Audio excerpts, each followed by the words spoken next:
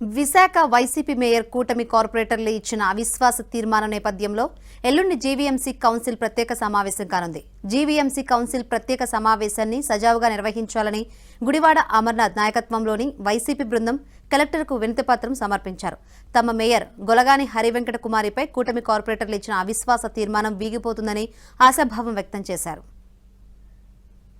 కావాల్సినటువంటి నంబర్స్ అవిశ్వాసం వీగిపోవడానికి మా మేయర్ గారు కొనసాగడానికి కావాల్సినటువంటి నంబర్స్ వైఎస్ఆర్ కాంగ్రెస్ పార్టీ దగ్గర ఉన్నాయి. తప్పకుండా ఈ అవిశ్వాస తీర్మానం వీగిపోయేటువంటి దానికి వైఎస్ఆర్ కాంగ్రెస్ పార్టీకి కావాల్సినటువంటి కార్పొరేటర్లు ఉన్నారనేటువంటి విశ్వాసం మాలో ఉంది. ఏదేమైనప్పటికీ ప్రక్రియ అనేటువంటిది ఎక్కడా కూడా డీవియేషన్ ఉండడానికి వీల్లేదు. ట్రాన్స్పరెంట్గా జరగాలనేటువంటిది జిల్లా కలెక్టర్ గారిని మేము కోరడం జరిగింది.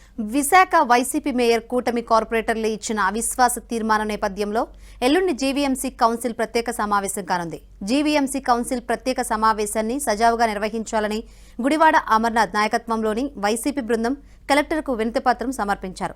తమ మేయర్ గొలగాని హరివెంకట కుమారిపై కూటమి కార్పొరేటర్లు ఇచ్చిన అవిశ్వాస తీర్మానం వీగిపోతుందని ఆశాభావం వ్యక్తం చేశారు.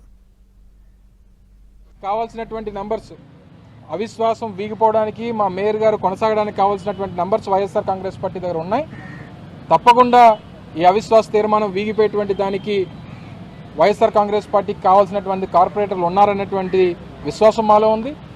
ఏదేమైనప్పటికీ ప్రక్రియ అనేటువంటిది ఎక్కడా కూడా డీవియేషన్ ఉండడానికి వీల్లేదు. ట్రాన్స్పరెంట్గా జరగాలనేటువంటిది జిల్లా కలెక్టర్ గారిని మేము కోరడం జరిగింది.